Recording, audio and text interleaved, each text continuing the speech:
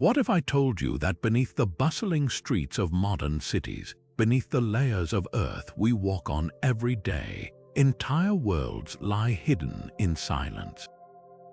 Forgotten labyrinths of stone, vast chambers carved by hand centuries ago, cities so grand they once thrived in darkness. These are not the stuff of legend, but real places waiting to be rediscovered.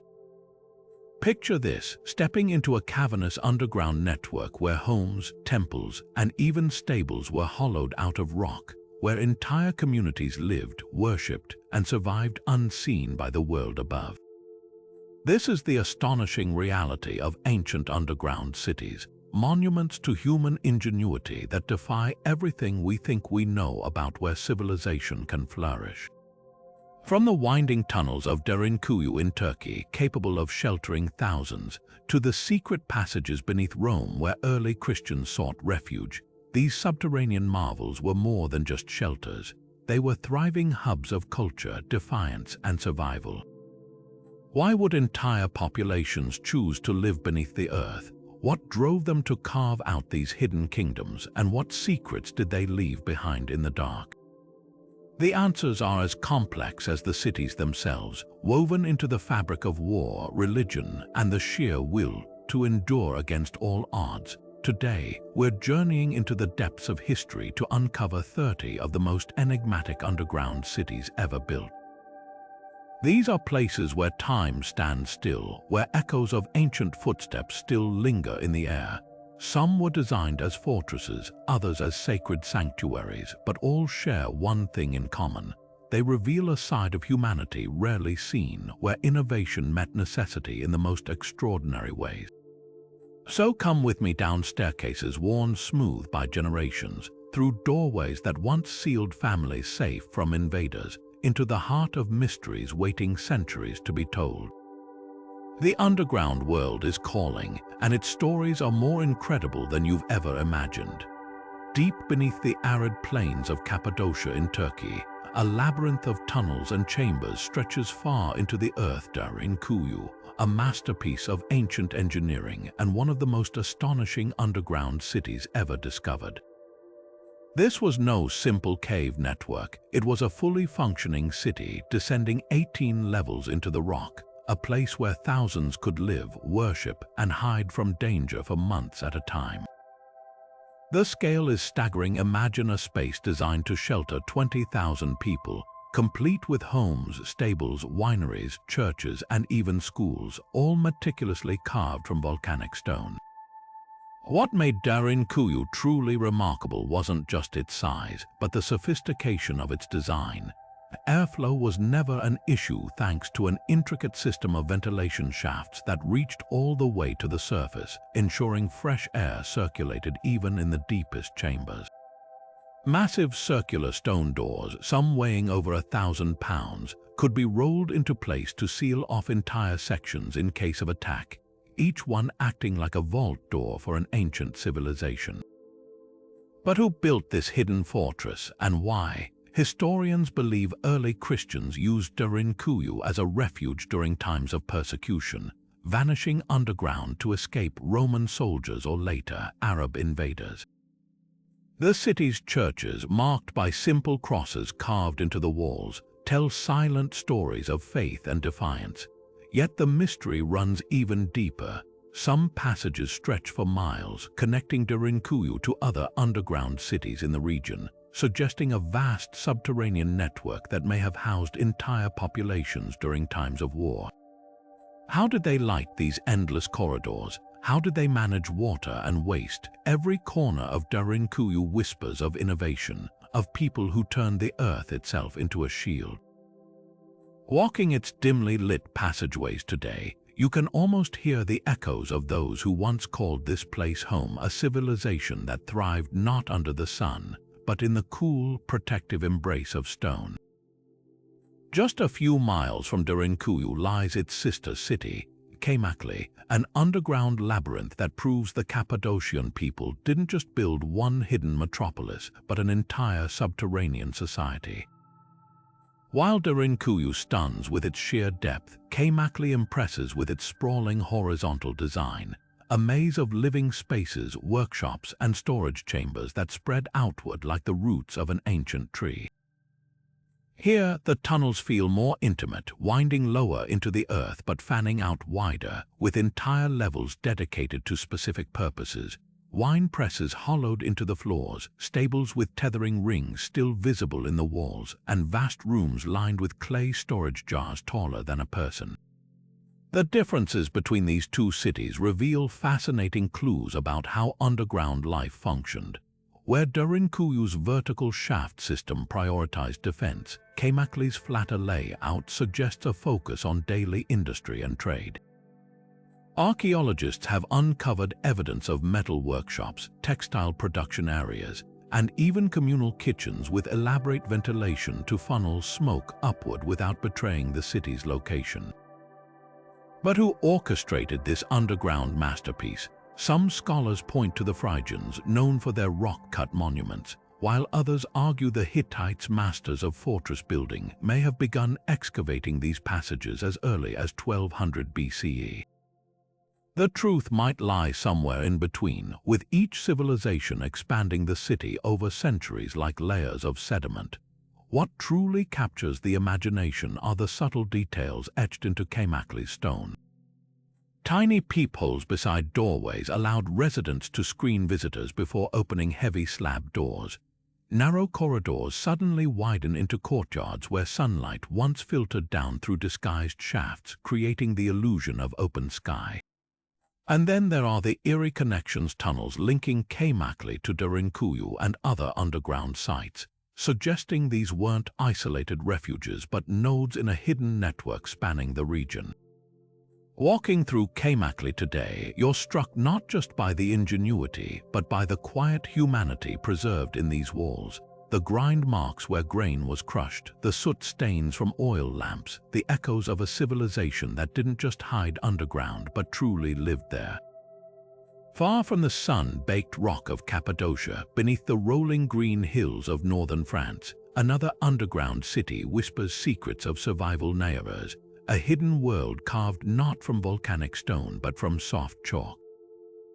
Unlike the towering chambers of Derinkuyu, Neolithic feels almost organic, its walls smooth and rounded, as if shaped by flowing water rather than human hands. This was no accidental shelter. It was a meticulously planned refuge with over 300 rooms spreading beneath the earth like the roots of an ancient tree. Picture a labyrinth where entire families could vanish in moments, where chapels echoed with whispered prayers, and where livestock stood patiently in subterranean stables, their warmth helping to combat the chill of the underground air. Neolithic's story is one of quiet resilience. While its exact origins are lost to time, historians believe it began as a Roman quarry before evolving into a sanctuary during the relentless wars that swept medieval Europe. By the 17th century, it had become a lifeline for villagers fleeing marauding armies, a place where they could wait out danger for weeks, even months, without detection. The design was ingenious, multiple hidden entrances disguised as ordinary hillside features, ventilation shafts cleverly concealed among tree roots, and a central well that ensured fresh water even during prolonged sieges. But what truly sets Neolithic apart are the traces left behind by those who sheltered here. Over 2,000 graffiti markings cover the walls, names and dates scratched into the soft chalk by generations seeking safety, a heartbreaking timeline of conflict stretching from the 30 Years' War all the way to World War I. Rediscovered in the 19th century by a curious local teacher, Neolithic had faded from memory, its entrances buried under centuries of soil and legend. When explorers first crept inside, they found an almost untouched time capsule, rustic wooden doors still hanging on their hinges, soot-blackened ceilings from centuries of oil lamps, even remnants of straw where animals once bedded down. Today, walking these passages feels like stepping into a paused moment. In one chamber, a simple chapel still bears the faint outline of a cross. In another, circular grooves in the floor mark where millstones once ground grain for hidden feasts. But perhaps the most haunting space is the so-called Room of Echoes, where whispers carry with unnatural clarity, are feature villagers likely used to warn of approaching danger. Neolithic isn't just a monument to fear, it's a testament to ordinary people who refuse to surrender, who turn the very earth beneath them into a shield. And though its tunnels are silent now, their stories hum just beneath the surface, waiting to be heard. Beneath the quaint Polish town of Wieliczka lies a world that glitters, not with gold but with salt. This isn't just any mine, it's a subterranean kingdom where every corridor, every staircase, even the chandeliers overhead are carved from the very salt that made this place famous. The Wieliczka salt mine is a marvel that defies imagination, a labyrinth stretching over 9 levels and reaching depths of more than 1,000 feet. For 700 years, miners didn't just extract salt here, they sculpted an underground civilization, turning dark tunnels into breathtaking chapels, grand ballrooms, and even a cathedral so stunning it's been called the Underground Salt Cathedral of Poland.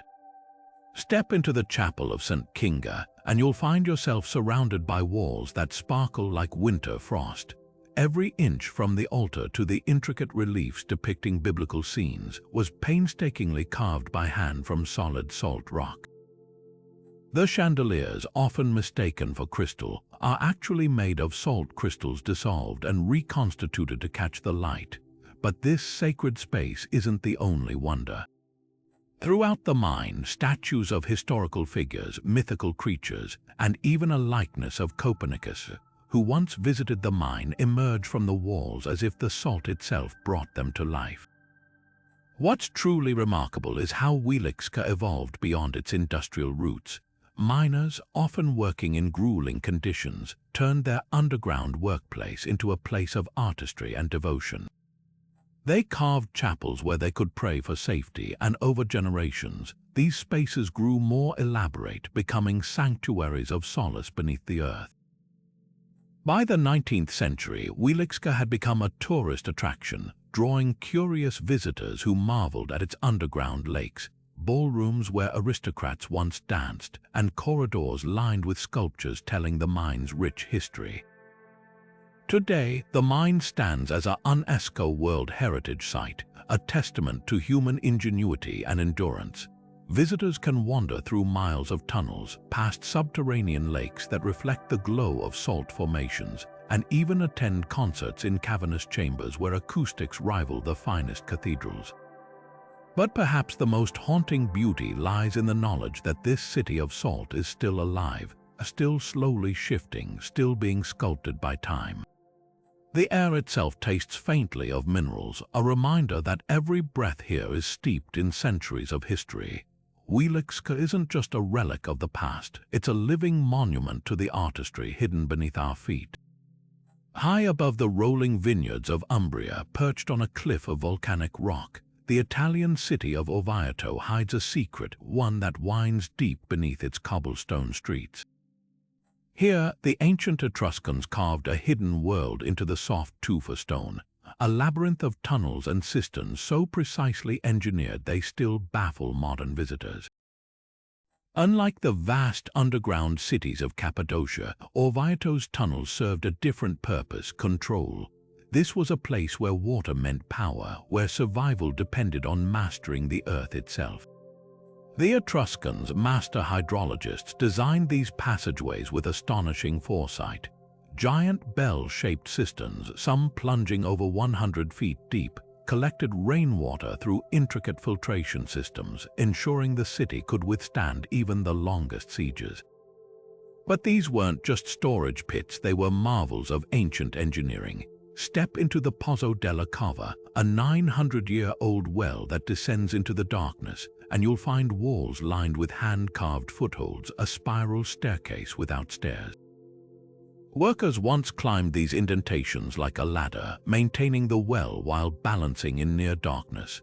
Nearby, the even more staggering Pozzo di San Patrizio, built in the 16th century, features twin spiral ramps wide enough for donkeys to carry water uphill without ever crossing paths, a design so advanced it feels centuries ahead of its time. Yet Orvieto's underground holds darker tales too. Narrow escape routes, some barely wider than a person's shoulders, snake through the rock, remnants of a city perpetually under threat. During the Middle Ages, these tunnels became lifelines. When papal forces besieged Orvieto in the 1300s, residents vanished into the earth, emerging miles away to gather supplies or launch counterattacks. Walk these passageways today, and you'll notice grooves in the walls, marks from ropes used to lower baskets of food or hoist weapons, evidence of a community that turned its underground into both shield and spear. What's most striking, though, is how alive these spaces feel. Unlike abandoned ruins, Orvieto's underground remained in use for millennia. Medieval workshops carved olive presses into the tufa, their circular grinding stones still visible. Renaissance artisans transformed caves into kilns for pottery, the ceilings blackened by centuries of smoke. Even World War II left its mark when families converted ancient storerooms into bomb shelters. Today, guided tours wind past Etruscan inscriptions still crisp in the soft stone, past medieval dovecotes where pigeons were raised for food, past wine cellars where barrels age in the constant coolness. Orvieto doesn't just reveal layers of history, it peels them back like the rings of a tree, each era preserved in the quiet dark beneath the city's glowing piazzas. In the highlands of northern Ethiopia, where the air is thin and the horizons stretch endlessly, lies a sacred city carved not just into the earth, but into the very soul of a nation. Lalibela, a place of towering faith and staggering craftsmanship, is home to 11 medieval churches, each one hewn entirely from solid volcanic rock, descending into the ground rather than rising toward the sky. This is no ordinary place of worship. It's a spiritual fortress often called the underground Jerusalem, where the line between divine inspiration and human toil blurs into legend. The churches of Lalibela are more than architectural wonders, they're living monuments to devotion. Take Bet Giorgis, the most iconic of them all, shaped like a perfect cross and sunken 40 feet into the earth. To stand at its base and gaze up at the intricate carvings, windows framed by geometric patterns, roofs adorned with crosses, is to witness a miracle of patience. Every detail, from the pillared walkways to the baptismal pools, was chiseled downward, as if the builders were uncovering a sacred truth hidden within the rock itself. According to local tradition, they didn't work alone. Legend claims angels labored alongside masons at night, doubling their progress under the cover of darkness, a story that feels less like myth when you run your fingers along seams so precise they defy the tools of the 12th century. But Lalibela's true power lies in how it breathes with ritual. Even today, robed priests move through the subterranean tunnels connecting the churches, their chants echoing off walls worn smooth by centuries of whispered prayers. Pilgrims crawl through narrow passageways meant to symbolize the journey to salvation, emerging into sanctuaries where shafts of sunlight pierce the gloom like divine illumination. The most profound of these spaces is the Tomb of Adam, a cavernous chamber said to hold the earthly remains of mankind's first father, linking Lalibela's sacred geography to the very origins of faith. What's often overlooked is the sheer audacity of Lalibela's engineering. The builders didn't just carve rooms, they excavated entire courtyards around each church, creating moats of open air to prevent erosion and allow light to flood downward. Drainage channels, invisible from the surface, keep the structures dry during torrential rains, a testament to foresight that rivals modern hydraulics. And then there's the mystery of the tools. With no evidence of metal implements surviving, some scholars speculate the workers used nothing more than hardened wood and obsidian blades to sculpt these masterpieces, a theory that makes the precision of the arches and columns even more astounding. Lalibela endures not as a relic but as a heartbeat.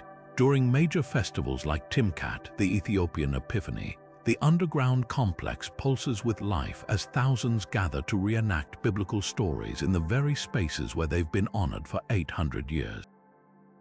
The scent of incense mixes with the tang of wet stone, and the glow of candlelight dances across ceilings blackened by generations of flames.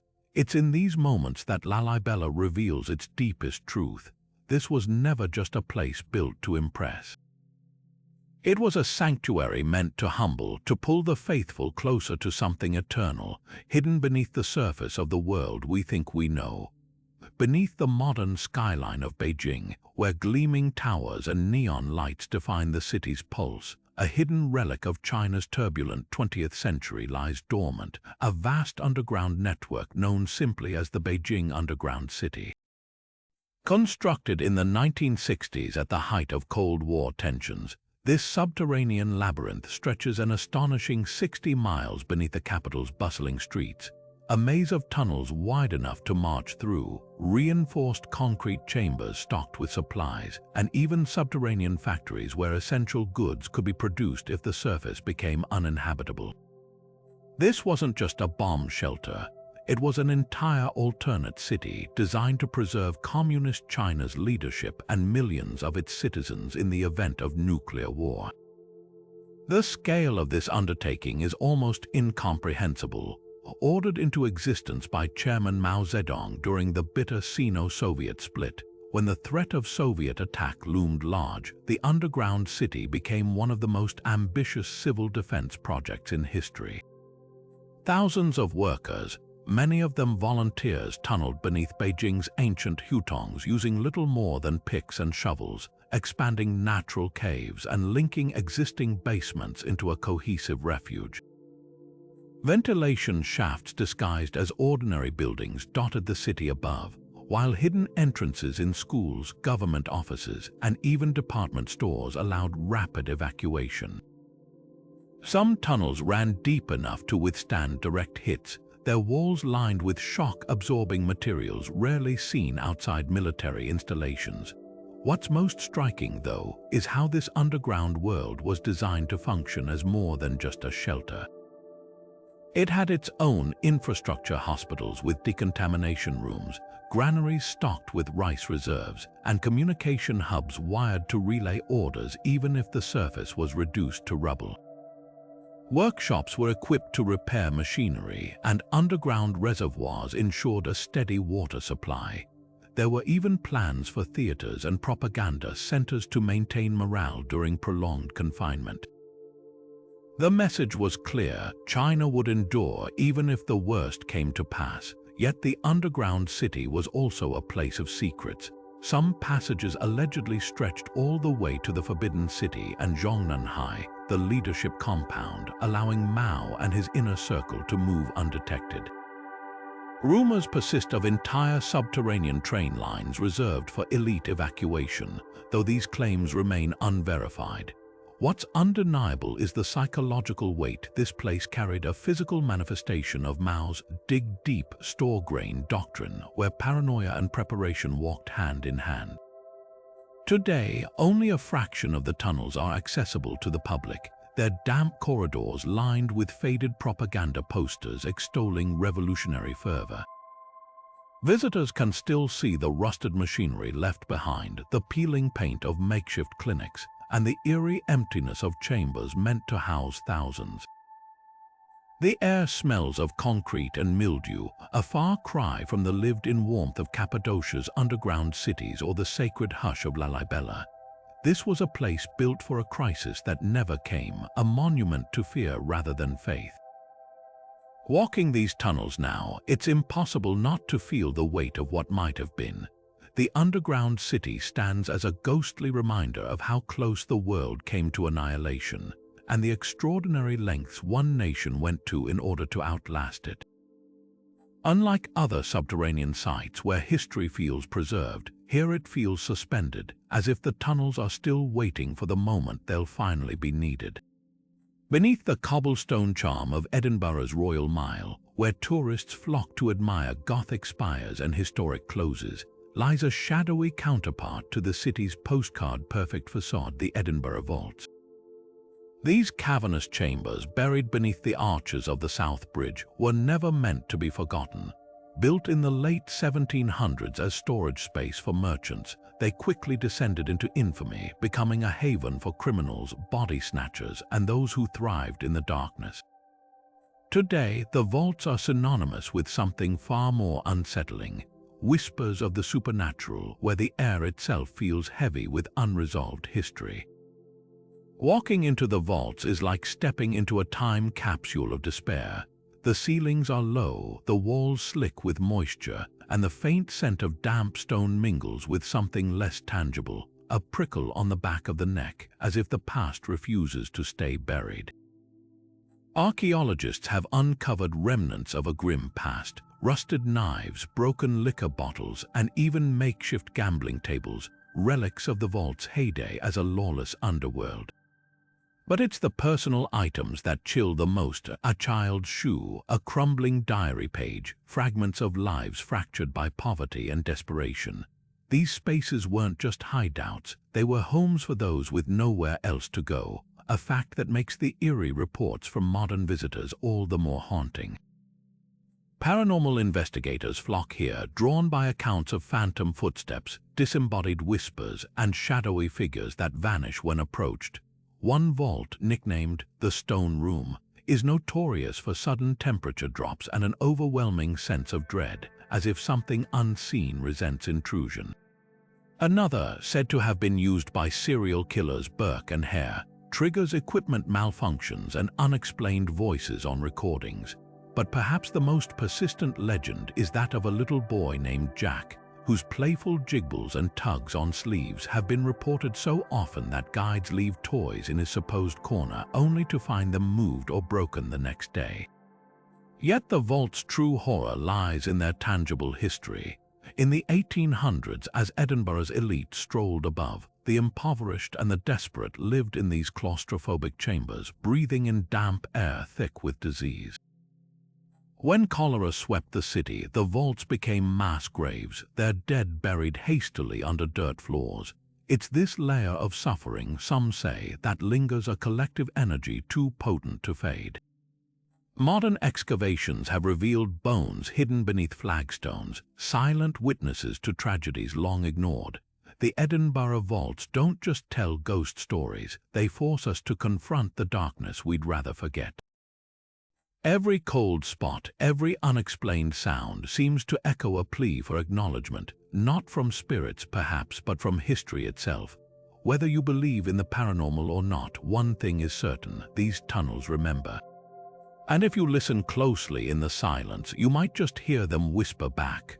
Rose red and half as old as time, the ancient city of Petra emerges from Jordan's desert cliffs, not just as a monument carved into rock, but as a masterpiece of subterranean engineering. While its iconic treasury facade dazzles visitors, the true genius of the Nabateans lies beneath their stone city, in a hidden world of water channels, secret tombs, and chambers that plunge deep into the earth. This was no abandoned ruin waiting to be discovered. It was a thriving metropolis where survival depended on outsmarting the desert itself, where every drop of water was a victory wrested from the arid landscape. The Nabateans didn't just build Petra, they tamed the very rock. Their most astonishing feat lies in the labyrinth of cisterns and tunnels snaking beneath the city's grand facades. While other civilizations relied on rivers, the Nabateans engineered a hydraulic system so precise it could funnel scarce rainwater from miles away into hidden reservoirs, some large enough to hold millions of gallons. Walk through the sick Petra's dramatic entrance canyon, and you'll notice grooves carved into the walls, ancient pipelines disguised as natural rock formations, designed to prevent evaporation and theft by rival tribes. Beneath the colonnaded streets, clay pipes still lie buried in perfect gradients, a testament to mathematical precision that kept gardens flourishing and public baths flowing in the heart of the desert. But Petra's underground secrets aren't just practical, they're profoundly spiritual. Beyond the treasury's sunlit facade, a narrow crevice leads to the chamber of the urn, a tomb where whispers reverberate unnaturally, as if the rock itself remembers the voices of the dead. Further into the mountains, the monastery's hidden passages reveal niches where Nabatean priests may have stored sacred scrolls, their contents lost to time. And then there's the enigmatic tunnel beneath the royal tombs, a sloping corridor that descends into darkness before abruptly ending at a sheer drop, an architectural mystery that still puzzles archaeologists. Was it a failed project, a symbolic pathway to the afterlife? The Nabateans left no written records, only echoes in stone. Petra's modern fame as the backdrop for Indiana Jones' Grail quest barely scratches the surface of its legacy. Long before Hollywood discovered its dramatic vistas, this was a crossroads of civilizations where caravans traded incense and spices under the watchful eyes of desert gods. The Romans annexed it, the Byzantines engraved crosses over pagan carvings, and earthquakes eventually silenced its streets, yet the city never truly surrendered. Bedouin tribes preserved its memory in oral poetry, calling it the Lost City of Wonders, until Swiss explorer Johann Ludwig Burckhardt tricked his way into the Sick in 1812, unveiling Petra to the modern world. Today, walking Petra's ancient pathways, you'll catch glimpses of its hidden depths, a stairwell leading to a forgotten cistern, a shadowy alcove that once held offerings to the goddess Al-Azza. At night, when the crowds retreat and the cliffs glow under starlight, it's easy to imagine the whispers of Nabatean merchants haggling over silk, or the chisel strikes of artisans carving eternity into the rose-red stone. Petra doesn't just defy time, it exists outside of it, a testament to a people who turned scarcity into ingenuity and rock into legend. In the sun-scorched deserts of southern Tunisia, where the horizon shimmers in the midday heat, an entire community thrives beneath the Earth's surface. Matmata, a settlement unlike any other, is a labyrinth of crater-like pits and underground chambers where homes aren't built, they're hollowed out. These troglodyte dwellings, carved into soft sandstone over 1,000 years ago, were designed to defy the extremes of the desert, offering cool refuge from blistering days and insulated warmth during chilly nights. Step inside one of these unique structures, and you'll find yourself in a central courtyard dug straight into the ground, with rooms branching off like spokes on a wheel, their walls curved and smooth from generations of habitation. Matmata's global fame came unexpectedly when George Lucas chose it as the filming location for Luke Skywalker's childhood home in Star Wars: A New Hope. The iconic image of the Lars homestead, with its circular doorway leading into a sunken dwelling, was inspired by these very pit houses. Tourists now flock to see the set, preserved as a hotel, but the real magic lies in the living traditions of Matmata's residents. Unlike ancient underground cities frozen in time, this is a place where the past and present coexist seamlessly. Families still gather in these earthen homes, their walls whitewashed to reflect light, their floors covered in vibrant rugs that contrast with the muted tones of the rock. What's most remarkable is how these dwellings function. The natural insulation of the sandstone keeps temperatures stable, rarely exceeding 75 degrees Fahrenheit, even when the desert outside bakes at over 100. Windows are small and strategically placed to minimize heat while allowing just enough light to filter in. The courtyards, often shared by extended families, serve as communal spaces where bread bakes in traditional tabauna ovens and children play under the open sky, yet still below ground level. But Matmata's story isn't just about practicality, it's about resilience. The Berber people who first carved these homes sought refuge from invading forces, turning the earth itself into a fortress.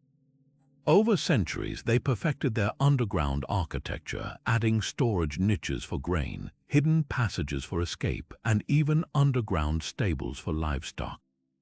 Today, while modern concrete houses dot the outskirts, many elders prefer the ancestral homes, their thick walls whispering stories of survival. Visiting Matmata feels like stepping into another world, one where the line between architecture and nature blurs, where homes breathe with the land rather than conquer it. As the desert wind whistles over the cratered landscape, it's easy to understand why this place captivated a galaxy far, far away. and why, for the people of Matmata, the call of the underground remains as strong as ever. In the scorching heart of the Australian outback, where temperatures can climb high enough to fry an egg on the rocks, lies a town that literally turned its back on the sun, Kuba Pedy, the underground opal capital of the world. Here, beneath the rust-red desert, miners and their families have carved out an entire community, not for secrecy or survival, but for something as simple as comfort. The name says it all, derived from the Aboriginal phrase Kupa Piti, often translated as white man's hole, a nod to the early 20th century settlers who burrowed into the earth to escape temperatures that routinely top 115 degrees Fahrenheit. Step inside one of Kuba Pedy's dugout homes and you'll find a revelation. These aren't dark, claustrophobic caves, but airy, modern living spaces with all the comforts of suburban life. The walls, hewn from sandstone, retain a constant, pleasant temperature around 75 degrees year-round, no air conditioning required. Whitewashed ceilings reflect light from cleverly placed skylights, while recessed shelves and arched doorways give each room an organic, almost whimsical feel. Some homes feature underground swimming pools, yes, pools carved into the rock and filled with mineral-rich water. Others boast elaborate front yards where artificial lawns and potted plants thrive under the shade of subterranean courtyards. But it's not just homes that have gone underground. Kuba Pedy's Serbian Orthodox Church, with its towering iconostoses and vaulted ceiling, looks like it belongs in a European capital until you realize it's entirely subterranean, the cool darkness amplifying the scent of incense and the glow of candlelight. The town's hotels offer a similar surreal charm. Imagine checking into a lobby where the front desk is carved from the living rock, or sleeping in a bedroom where the walls still show the pick marks of opal miners who worked the seams decades ago. Even the local golf course embraces the theme. It's entirely above ground, but players navigate around grassless fairways and carry chunks of astroturf to hit their shots, all under a blazing desert sun that makes the underground feel like paradise. The magic of Kuba Pedy isn't just in its practicality, but in its personality.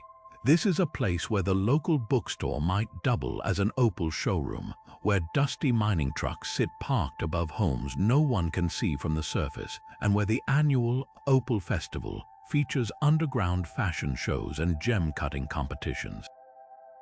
Miners still chase the elusive black opal, a stone so rare it shimmers with every color of the rainbow, using methods that haven't changed much since the town's 1915 founding. Rows of conical dirt piles, mullock heaps, dot the landscape like ancient burial mounds, marking where someone once tunneled deep in search of fortune. What's most striking, though, is how ordinary life thrives in this extraordinary setting. Kids ride bikes through tunnels to visit friends, cafes serve flat whites in rock-walled dining rooms, and the nightly sunset viewings are less about the horizon and more about gathering on a ridge to watch the desert briefly blush pink before the heat relents. Kuba Pedy didn't just adapt to the outback, it outsmarted it, turning the earth itself into both shelter and spectacle. And while visitors come for the novelty, they leave with a deeper truth. Sometimes the most innovative solutions aren't about conquering nature, but learning to live within it, even if that means living beneath it. Back in the otherworldly landscape of Cappadocia, where the earth seems to twist into impossible shapes, lies Guriem, a place where nature and human hands conspired to create something straight out of a fantasy. The town itself is dwarfed by its iconic fairy chimneys, towering rock formations that look like something a giant child might have sculpted from wet sand. These surreal spires, capped with dark basalt like tiny hats, were shaped over millions of years by wind and water gnawing at the soft volcanic tuff. But what makes Guriem truly extraordinary isn't just the whimsy of its geology. It's how entire civilizations saw these formations not as curiosities but as opportunities. Long before Cappadocia became synonymous with hot air balloons drifting over dawn-lit valleys, early Christians saw the region's soft rock as a divine invitation. They carved not just homes into these chimneys, but entire monasteries, churches, and even dovecotes, small niches where pigeons nested, their droppings collected as valuable fertilizer. The Gurim Open Air Museum, a UNESCO World Heritage Site, is the crown jewel of this effort. Here, a cluster of fairy chimneys hides some of the most exquisite Byzantine frescoes in existence. Step inside the dark church, and you'll find walls awash with vibrant biblical scenes, centuries of pigment preserved by the very darkness that gave the church its name. The colors are so rich, so alive, they seem to glow in the dim light filtering through a single small window.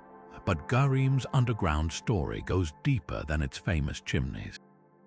Beneath the town, a network of tunnels and chambers connects to Kaymakli and Derinkuyu, suggesting this was more than a spiritual retreat. It was a node in Cappadocia's vast subterranean survival system. Some tunnels lead to hidden granaries, their walls still lined with soot from oil lamps. Others open into communal kitchens where smoke vents were cleverly disguised as natural fissures in the rock. The ingenuity is staggering. Wine presses carved directly into floors, fermentation chambers with temperature-stable niches, and even rudimentary air conditioning systems that funneled cool breezes through strategically placed shafts. What's often overlooked is how these spaces evolved over time. When Arab raids threatened the region in the 7th century, Gurim's residents expanded their underground hideouts, adding traps, false passages, and rolling stone doors like their neighbors. Later, during the Seljuk and Ottoman periods, the tunnels took on new life as caravanserais for Silk Road traders, who sheltered here with their camels and goods. Walk through certain chambers today and you'll find scratches on the walls, merchants tallying their wares, or perhaps pilgrims counting their prayers. Gurim's magic lies in its layers, literal and metaphorical. The fairy chimneys may draw the eye, but it's the quiet resilience beneath them that tells the fuller story. This is a place where every rock formation holds secrets, where the line between natural wonder and human triumph blurs into something timeless. From the frescoed chapels where monks once chanted, to the hidden tunnels where families huddled during storms of conflict, Gurim doesn't just showcase history, it lets you reach out and touch the centuries. Beneath the modern skyline of Beijing, where gleaming towers and neon lights define the city's pulse, a hidden relic of China's turbulent 20th century lies dormant, a vast underground network known simply as the Beijing Underground City. Constructed in the 1960s at the height of Cold War tensions, this subterranean labyrinth stretches an astonishing 60 miles beneath the capital's bustling streets, a maze of tunnels wide enough to march through, reinforced concrete chambers stocked with supplies, and even subterranean factories where essential goods could be produced if the surface became uninhabitable.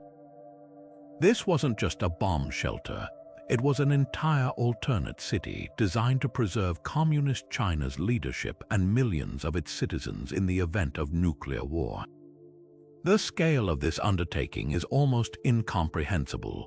Ordered into existence by Chairman Mao Zedong during the bitter Sino-Soviet split, when the threat of Soviet attack loomed large, the underground city became one of the most ambitious civil defense projects in history. Thousands of workers, many of them volunteers, tunneled beneath Beijing's ancient hutongs using little more than picks and shovels, expanding natural caves and linking existing basements into a cohesive refuge. Ventilation shafts disguised as ordinary buildings dotted the city above, while hidden entrances in schools, government offices, and even department stores allowed rapid evacuation. Some tunnels ran deep enough to withstand direct hits, their walls lined with shock-absorbing materials rarely seen outside military installations. What's most striking, though, is how this underground world was designed to function as more than just a shelter. It had its own infrastructure: hospitals with decontamination rooms, granaries stocked with rice reserves, and communication hubs wired to relay orders even if the surface was reduced to rubble. Workshops were equipped to repair machinery, and underground reservoirs ensured a steady water supply. There were even plans for theaters and propaganda centers to maintain morale during prolonged confinement. The message was clear: China would endure even if the worst came to pass. Yet the underground city was also a place of secrets. Some passages allegedly stretched all the way to the Forbidden City and Zhongnanhai, the leadership compound, allowing Mao and his inner circle to move undetected. Rumors persist of entire subterranean train lines reserved for elite evacuation, though these claims remain unverified. What's undeniable is the psychological weight this place carried, a physical manifestation of Mao's dig deep, store grain doctrine, where paranoia and preparation walked hand in hand. Today, only a fraction of the tunnels are accessible to the public, their damp corridors lined with faded propaganda posters extolling revolutionary fervor. Visitors can still see the rusted machinery left behind, the peeling paint of makeshift clinics, and the eerie emptiness of chambers meant to house thousands. The air smells of concrete and mildew, a far cry from the lived-in warmth of Cappadocia's underground cities or the sacred hush of Lalibela. This was a place built for a crisis that never came, a monument to fear rather than faith. Walking these tunnels now, it's impossible not to feel the weight of what might have been. The underground city stands as a ghostly reminder of how close the world came to annihilation, and the extraordinary lengths one nation went to in order to outlast it. Unlike other subterranean sites where history feels preserved, here it feels suspended, as if the tunnels are still waiting for the moment they'll finally be needed. Beneath the elegant boulevards and sunlit beaches of Odessa lies a darkness so vast it could swallow cities, an endless maze known as the Odessa catacombs. Stretching over 2,500 kilometers, this underground labyrinth isn't just the largest catacomb system in the world. It's a shadowy parallel universe where history, danger, and legend intertwine. What began as limestone quarries in the 19th century, providing the creamy stone that built Odessa's iconic architecture, soon morphed into something far more complex: a haven for outlaws, a battleground for resistance fighters, and a graveyard for the reckless. The catacombs sprawl like a tangled spiderweb beneath the city, with tunnels branching off at chaotic angles, some barely wide enough to crawl through, others opening into vast chambers where echoes take seconds to return. During World War II, these passages became the lifeblood of the Soviet partisan movement. Ukrainian resistance fighters disappeared into the darkness, using the maze to launch guerrilla attacks on Nazi occupiers before vanishing without a trace. Hidden workshops underground produced weapons and propaganda, while makeshift hospitals treated the wounded by flickering lamplight. One infamous chamber, dubbed the Partisans' Dining Room, still bears graffiti from those who lived there, dates, names, and hastily drawn maps scratched into the soft stone walls as if reaching across time. But the catacombs have a darker, more sinister reputation. Smugglers and criminals have prowled these tunnels for centuries, using them to move contraband undetected. Tales persist of hidden treasure caches of gold, stolen art, even vanished shipments of rare wine, all supposedly lost in the uncharted depths. More chilling are the stories of those who entered and never returned. Amateur explorers, lured by the promise of adventure, have vanished without a trace, their final moments marked only by frantic scribbles in expedition journals or the occasional rope left tied to a stalagmite leading nowhere. Venturing into the catacombs today isn't just risky, it's illegal without a guide, and for good reason. The tunnels are a disorienting nightmare of dead ends, collapsing ceilings, and pockets of lethal gas. Even experienced spelunkers rely on marked routes, yet the true scale of the system remains unknown. New passages are still being discovered, some revealing eerie relics of the past: a rusted typewriter from the 1940s, a moldering partisan uniform, or the eerie sight of a child's doll propped against a wall, left behind by some long-forgotten family seeking refuge. What lingers most, though, is the sheer weight of the unseen. The Odessa catacombs aren't just empty tunnels, they're a living archive of fear, defiance, and survival. Every scrape of boots against gravel seems to wake the whispers of those who came before, smugglers slipping through the dark, partisans planning their next strike, or lost souls still wandering, their voices swallowed by the endless stone. Above ground, Odessa pulses with life, music, and sea breezes, but below, in the silence, the past waits patiently, undisturbed. Perched along the steep cliffs of Andalusia's Rio Trillo Gorge, the Spanish town of Setenil de los Bodgas doesn't just sit on the land, it merges with it. Here, the streets themselves are crowned by colossal overhangs of rock, their weight supported by centuries-old masonry, as if the earth and architecture struck a silent truce. This isn't a place where buildings were constructed in spite of the terrain, but because of it. The town's most famous street, Cuvas del Sol, Caves of the Sun, isn't a metaphor. It's a literal passageway where sunlight filters through gaps between the rock roof and whitewashed houses, casting a dappled glow that shifts with the hours like nature's own stained glass. Setenil's magic lies in its seamless duality. Walk through Cuvas de la Sombra, Caves of the Shadow, and you'll find a cooler, quieter world where the rock ceiling drops so low it nearly grazes the rooftops. Restaurants here nestle under stone canopies, their tables spilling onto pavements that double as the gorge's ancient riverbed. The air smells of smoky grilled meats and olive oil, mingling with the mineral tang of the rock itself. Locals have perfected the art of living with the land. Thick stone walls keep interiors cool in summer and warm in winter, while the overhangs shield them from the scorching Andalusian sun. But this harmony wasn't accidental. Setenil's roots stretch back to the Moors, who carved fortifications and dwellings into these cliffs during their 8th century reign in Iberia. The town's name hints at this layered past. Setenil derives from the Latin septem Nihil, 7 times nothing, a reference to the Catholic monarch's 7 failed attempts to reclaim it from Moorish rule. When they finally succeeded in 1484, they kept the rock-bound architecture, adding their own flourishes like the elegant church of La Encarnacion, which rises improbably from the cliffs. Later, the Bodgas in the town's name came from the wine cellars that flourished here, their cool, dark interiors ideal for aging Andalusian vintages.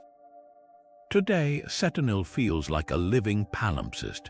Moorish arches frame modern bakeries, and medieval cisterns now store olive oil instead of water.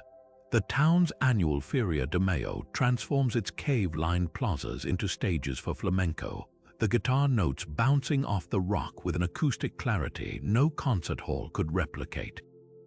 Yet for all its charm, Setenil guards its secrets. Some caves still function as storage for local artisans, their depths hiding wheels of goat cheese or barrels of sherry. Others whisper of older mysteries like the hidden tunnels said to connect the town to Nasrid-era watchtowers or the Roman foundations buried beneath the oldest houses. To visit Setenil is to witness a dialogue between human ingenuity and geological might. The rock didn't surrender to the town, nor did the town conquer the rock. Instead, they found a way to exist together, an embrace so enduring it's lasted 1,000 years with no sign of letting go. High on the sun-baked mesas and tucked into the shadowed cliffs of the American Southwest, the ancestral Pueblones built not just homes but entire civilizations suspended between earth and sky. Mesa Verde's Cliff Palace is the crown jewel of this legacy, a staggering complex of over 150 rooms and 23 kivas, all nestled beneath a sandstone overhang in what is now Colorado. Far from being primitive shelters, these dwellings were masterclasses in adaptation, their multi-story towers and circular ceremonial chambers showing a sophistication that rivaled contemporaneous cities in Europe. The ancestral Pueblones didn't just occupy these cliffs, they harmonized with them, using natural alcoves as roofs, positioning structures to capture winter sunlight while deflecting summer heat, and painting their walls with pigments derived from the very rock that sheltered them. But Mesa Verde tells only half the story. 200 miles southeast, in the rugged canyons of New Mexico, Bandelier National Monument reveals another facet of this underground life. Here, the soft volcanic tuff was hollowed into cave rooms called caveats, their ceilings blackened by generations of cooking fires. Unlike Mesa Verde's grand communal dwellings, Bandelier's homes feel intimate, a warren of small chambers connected by ladders and talus trails, some decorated with petroglyphs of bighorn sheep and spirals that may have marked celestial events. What's striking is how these spaces evolved. Early pit houses dug into the canyon floor gave way to cliffside apartments, then to sprawling pueblos like Tuoni, its circular plaza suggesting a society that valued community as much as defense. The sudden disappearance of these communities around the 1300s remains one of North America's great mysteries. Tree ring data points to a devastating drought, but evidence hints at more complex forces: crop failures, social upheaval, even warfare. At Mesa Verde, archaeologists have found sealed doorways, as if families meant to return but never did.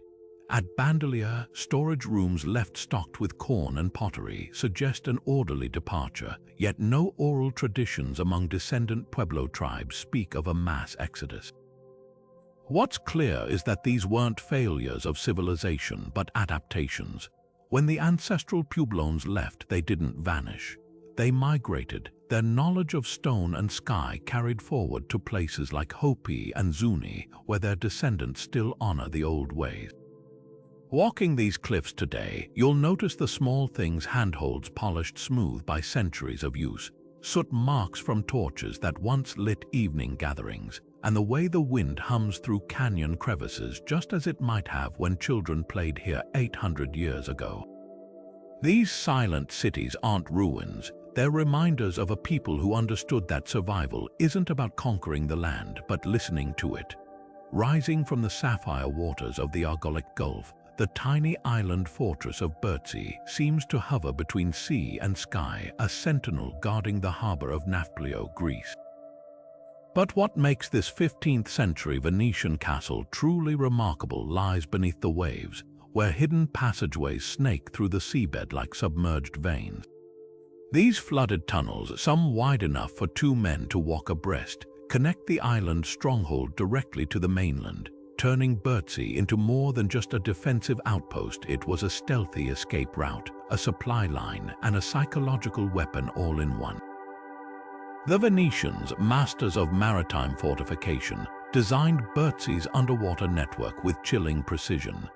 Historical accounts describe how invaders besieging Nafplio would watch in frustration as Venetian defenders appeared to vanish from the castle, only to emerge days later with fresh troops and supplies as if conjured from the depths. The secret, a labyrinth of stone-lined tunnels, their entrances concealed beneath the fortress and emerging in hidden coves along the mainland coast. Some passages were built just above the waterline, allowing silent movement by small boats under cover of darkness, while others, now collapsed or silted over, may have run completely dry, their arched ceilings keeping the sea at bay. Local legends add layers of intrigue to these engineering marvels. One persistent tale speaks of a secret chamber beneath Bertzi's central tower, where the Venetians allegedly stored treasure plundered from Ottoman ships, a hoard supposedly still hidden behind a wall carved with a cross only visible at low tide. Another whispers of a doomed love affair between a Venetian commander and a Greek rebel, their meetings facilitated by a private tunnel entrance known only to them. Fishermen still point to patches of unnaturally smooth stone on the seabed, claiming they mark the ruins of additional tunnels destroyed during the Greek War of Independence to prevent Ottoman forces from using them. Modern divers exploring Bertzi's submerged ruins face eerie challenges. The tunnels, even in their fragmented state, create strange currents that can disorient the unwary. In certain chambers, the play of light through cracks in the stone creates phantom shapes on the walls, while sudden drops in temperature hint at unseen voids branching off into the darkness.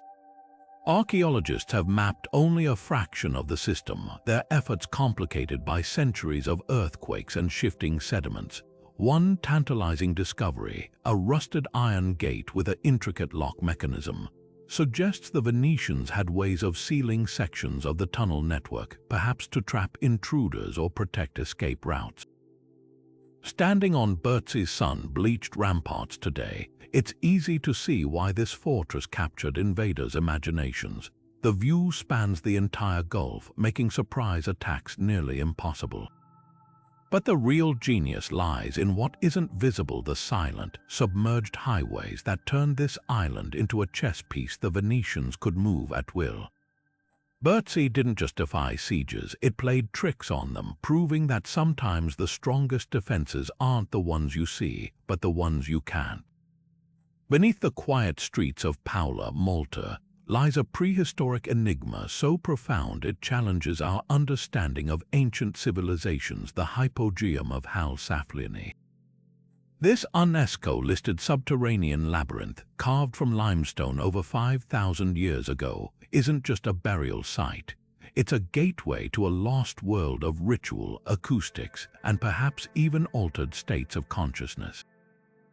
Descend into its shadowy chambers, and you'll find yourself in a space where the very walls seem to hum with secrets, where echoes linger longer than they should, and where the boundary between the living and the dead feels unnervingly thin.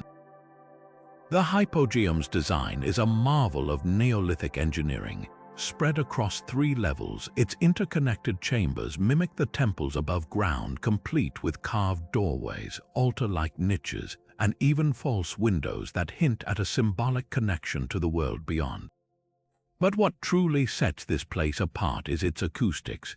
The Oracle Room, a small, oval chamber adorned with red ochre spirals, possesses sound properties that defy simple explanation.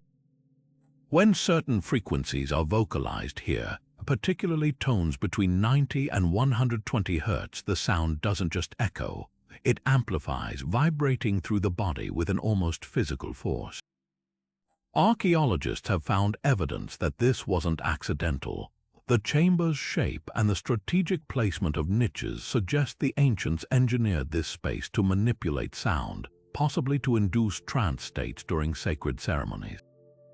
Theories about the hypogeum's purpose are as haunting as its corridors. While it served as a collective burial site holding the remains of over 7,000 individuals, the arrangement of bones tells a curious story. Skulls were often placed separately, some showing signs of deliberate elongation, a practice seen in other ancient cultures striving for spiritual transcendence. Even more intriguing are the so-called sleeping lady figurines found in the deepest chambers, statuettes of voluptuous women reclining on beds, their eyes closed as if in a deep, eternal slumber.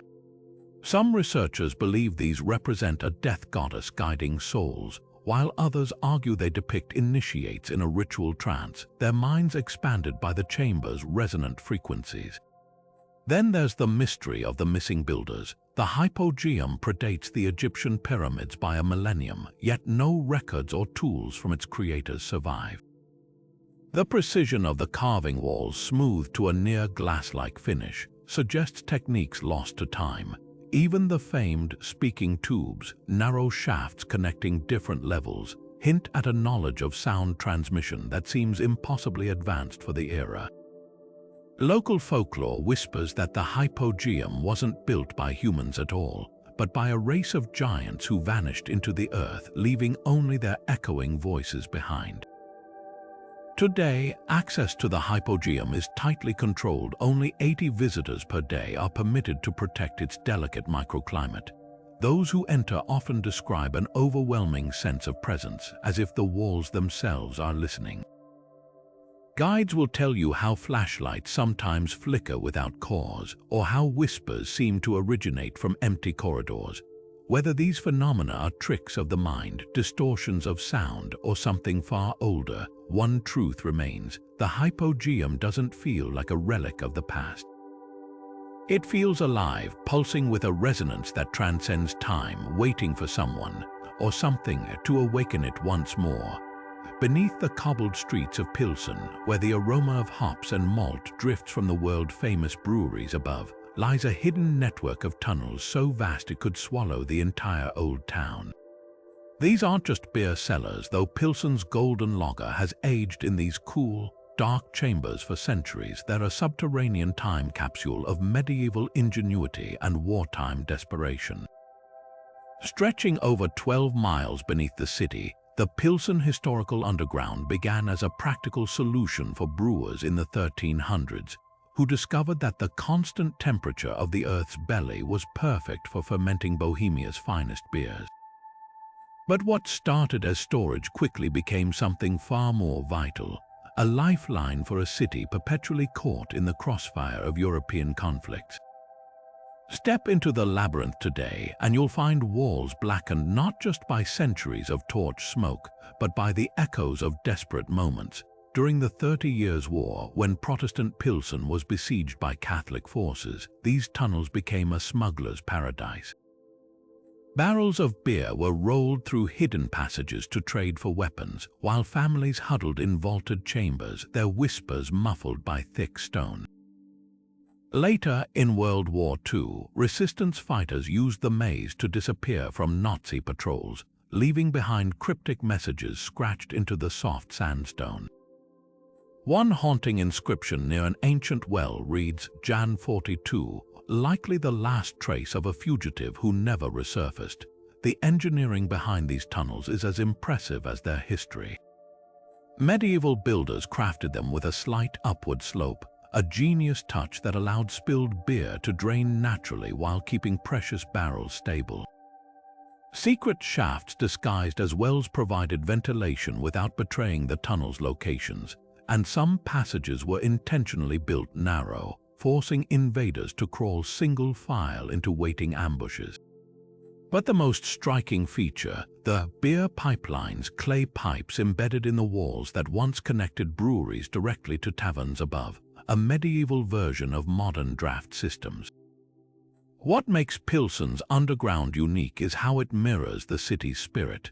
Unlike the hidden refuges of Cappadocia or the sacred caves of Malta, these tunnels were never just about survival, they were about thriving.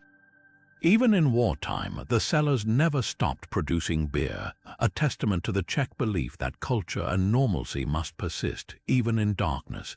Today, guided tours wind past medieval graffiti of Brewers Guild symbols, past World War II-era emergency exits, and into caverns where the air still carries the faint, sweet scent of barley. To walk these passages isn't just to explore history, it's to follow the trail of a city that turned its underground into both sanctuary and silent rebellion, one barrel at a time. Beneath the quiet prairie streets of Moose Jaw, Saskatchewan, lies a network of tunnels that tell a story of desperation, ingenuity, and a darker side of Canadian history. These cramped, low-ceilinged passageways, barely wide enough for a grown adult to crawl through, were once the lifeblood of a covert underworld, first as refuge for Chinese immigrants fleeing persecution, later as a bustling thoroughfare for bootleggers during Prohibition. Walking these tunnels today feels like stepping into a time capsule of whispered secrets, where the walls still seem to hold the echoes of hurried footsteps and hushed transactions. The tunnel's earliest chapters are among the most heartbreaking. In the late 19th and early 20th centuries, Chinese laborers, many of whom had helped build Canada's transcontinental railroad, faced brutal discrimination under the head tax system, which aimed to restrict immigration. Forced into hiding to avoid deportation or violence, some found shelter in Moose Jaw's underground, carving out makeshift living spaces beneath legitimate businesses. These hidden chambers, some no larger than a closet, became homes for entire families. Evidence of their time, there remains characters etched into wooden support beams, remnants of herbal medicine jars, and the ghostly outlines of sleeping mats pressed into earthen floors. Guides recount how children would play silent games to avoid detection, while adults ventured above ground only at night, moving like shadows to scrounge for work or supplies. By the 1920s, the same tunnels took on a radically different role. When Prohibition gripped North America, Moose Jaw's strategic location near the U.S. border made it a hub for rum running. The underground became a high-speed highway for smuggled alcohol, with liquor shipments flowing from hidden distilleries to waiting trucks bound for speakeasies in Chicago and Minneapolis. Secret doors built into basements of seemingly ordinary storefronts allowed contraband to vanish in seconds if authorities raided. Some tunnels even had their own rail systems, small carts on tracks, to move crates faster. The most infamous operator, Al Capone, allegedly used Moose Jaw as a northern base, though historians debate how directly he was involved. What's undeniable is the sheer audacity of the operations. False walls hid sprawling storage rooms, while lookouts perched in innocent downtown buildings signaled with lights to coordinate deliveries.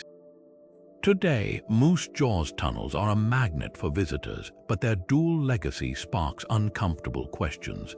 The same passageways that symbolize resilience for some represent systemic racism for others.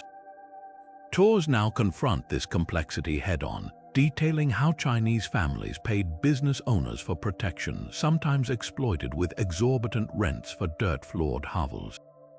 Meanwhile, the Prohibition era is often romanticized, with costumed actors playing gangsters, though the reality was far grittier. The tunnel's uneven preservation adds to the rawness. Some sections are carefully reinforced, while others remain crumbling and damp, their original graffiti still visible. Perhaps the most haunting space is an unmarked junction where the two eras literally intersect. Here, faint Chinese characters share a wall with bootleggers' tally marks tracking liquor shipments. It's a silent testament to how the underground served as both prison and opportunity, depending on who you were, and a reminder that history isn't just written by the victors, but by those who carved their stories into the earth itself. In the heart of Iran's arid desert, where the sun bakes the earth into cracked clay, lies a masterpiece of ancient survival, Nushabod, the Aui city. Unlike the towering ruins of Persepolis or the glittering mosques of Isfahan, this 1,500-year-old marvel doesn't reach for the sky. It plunges into the earth, a labyrinth of tunnels and chambers designed to outlast sieges, invasions, and the relentless desert heat. Rediscovered in 2006 by a farmer digging a well, Nushabod's underground world stunned archaeologists with its sophistication. This wasn't just a hiding place, it was a fully functioning city beneath the surface, complete with homes, prayer rooms, and even a courtroom, all connected by a web of passageways stretching nearly 4 kilometers. What sets Nushabod apart is its ingenious adaptation to the harshest conditions. While other underground cities relied on natural caves or existing rock formations, the builders here carved their refuge from scratch into the hard desert soil. They engineered a ventilation system so effective it still works today, narrow shafts angled to capture prevailing winds, funneling cool air deep into the chambers while expelling stale air through hidden outlets. Even more impressive were the water channels, diverting precious groundwater into reservoirs and filtering it through layers of charcoal and sand to purify it. During sieges, when enemies poisoned surface wells, Nushabod's residents simply retreated below, where their hidden water supply remained untouched. The city's defensive features reveal a chilling understanding of urban warfare long before modern tactics existed. Corridors twist unexpectedly, creating kill zones where invaders could be ambushed from multiple directions. Some staircases were built with uneven steps, causing unfamiliar intruders to trip in the darkness. And then there were the panic rooms, small chambers with ceilings low enough to force crouching, where families could barricade themselves behind stone slabs while attackers blundered past in the maze. But Nushabod's true genius lay in its dual identity. Above ground, it appeared as an ordinary desert town, its mundane facade masking the hive of activity below.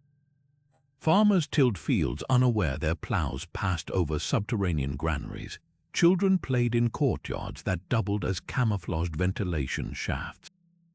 When danger came, whether Mongol hordes or rival empires, the entire population could vanish within hours, sealing entrances behind them with bricks designed to blend seamlessly with the surrounding soil. Rediscovery brought its own mysteries. Archaeologists found intact oil lamps still clinging to niches, their wicks untouched for centuries. In one chamber, a chessboard carved into the floor hinted at long nights spent waiting out conflicts. Most haunting were the handprints pressed into the walls, some small enough to belong to children left as the clay dried, a fleeting human touch frozen in time. Noshabod stands as a testament to resilience, a reminder that survival isn't always about strength, but about adaptability. In a land where empires rose and fell like desert storms, this hidden city endured not by fighting the inevitable, but by embracing the earth itself as both shelter and silent ally.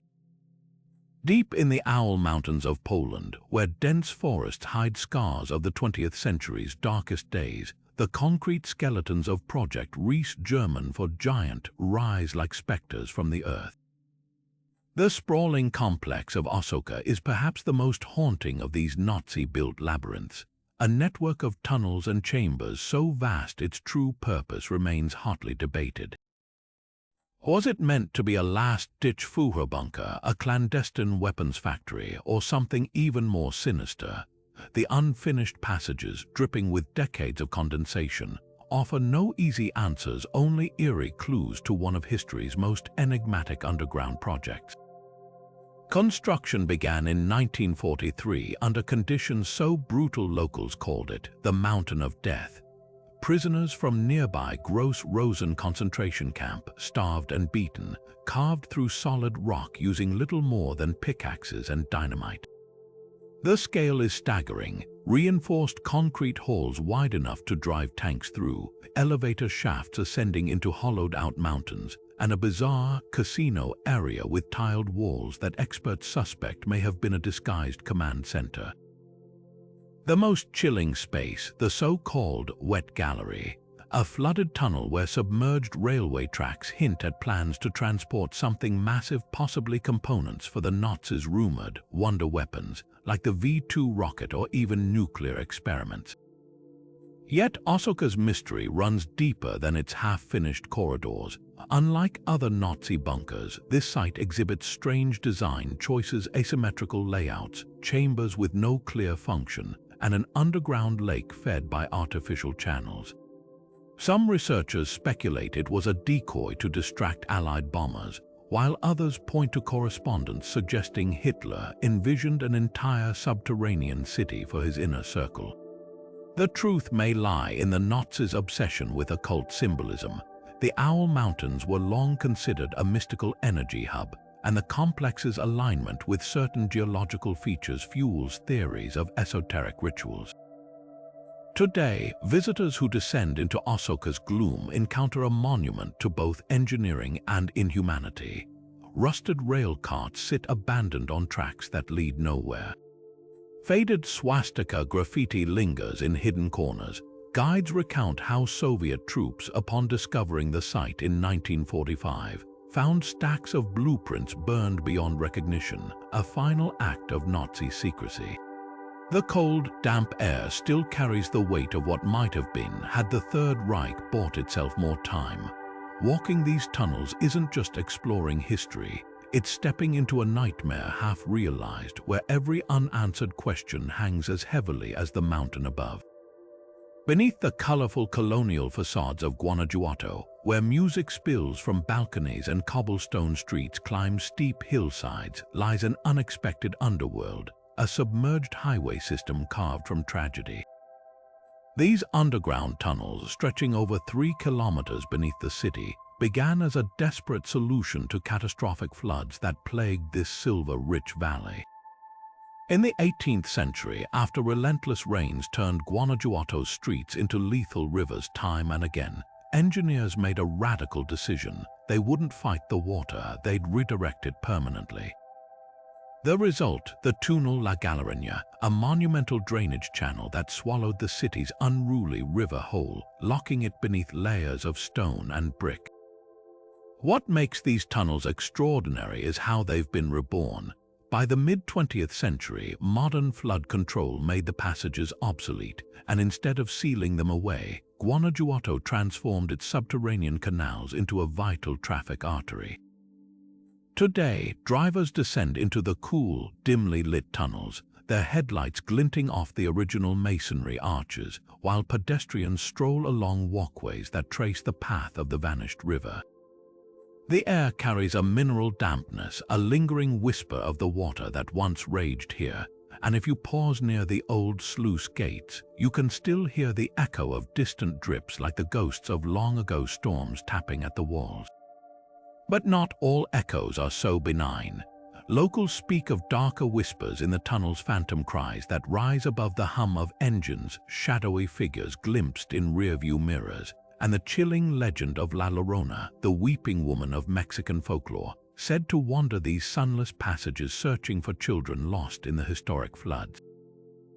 Some taxi drivers refuse to pick up fares near certain tunnel entrances after midnight, swerving past solitary figures they swear weren't there when they blinked. The most notorious spot, the curve near the abandoned San Cayetano church, where visitors report sudden cold spots and the unmistakable sound of hands slapping against car windows, no one there when they turn to look. Archaeologists have uncovered chilling relics during tunnel maintenance, rusted toys, waterlogged shoes, and even a child's silver locket engraved with a name that matches flood records from 1780. These finds lend weight to the stories, blurring the line between legend and historical trauma. Yet Guanajuato's tunnels aren't just a haunted oddity, they're a masterclass in urban adaptation. The same engineering that once saved the city from destruction now eases its modern traffic woes, proving that sometimes the best way forward is to embrace what lies beneath. As evening falls and the tunnel lights flicker on, casting amber reflections on the old stone, it's easy to imagine the past pressing close, the roar of forgotten floods, the clatter of silver-laden mule trains that once crossed bridges now buried overhead, and perhaps, if you listen closely, the murmur of voices that never found their way back to the surface. Guanajuato's tunnels don't just move cars, they carry memories flowing unseen beneath the vibrant chaos of the living city above. Beneath the modern skyscrapers and bustling coffee shops of Seattle lies a ghostly echo of the city's wild past, an entire district frozen in time under layers of concrete and asphalt. This is the underground city, a network of abandoned storefronts, sidewalks, and shadowy corridors preserved since the Great Fire of 1889, when flames reduced much of the city to ashes. Walk these subterranean streets today, and you'll step into a world where time stopped, a place where the original storefronts still bear signs for long-gone saloons, opium dens, and brothels, their windows long since filled in with dirt and rubble like eyes closed in perpetual sleep.